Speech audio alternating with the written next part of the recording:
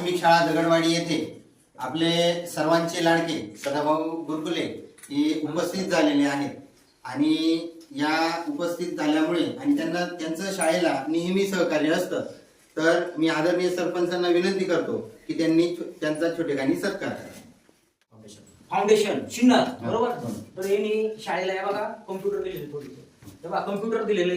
तर आपल्या मराठी शाळेकडं लोकांचं सध्या दुर्लक्ष आहे. आता प्रत्येक लोक मोठे झाल्यामुळं इंग्लिश मिडियमला पोरं टाकतात. आता प्रत्येकाची परिस्थिती ती नाहीये. तर आमचे भाऊसाहेब शिरसाट ग्रामपंचायत सरपंच गुळवंश यांचं पण या शाळेला मोठं योगदान राहतं. तर आमचे मित्र आम्ही जुने मित्र किशोर काकड, तर तुम्ही आल्याबद्दल तुमचे पण आभार. आतापर्यंत जेवढे लोक शिकले आणि कोण वकील आहे, कोण इन्स्पेक्टर इकडून मागे जे रिटायर झाले, त्या काळात इंग्लिश मिडियम नव्हतं, पण मग ते शिकले.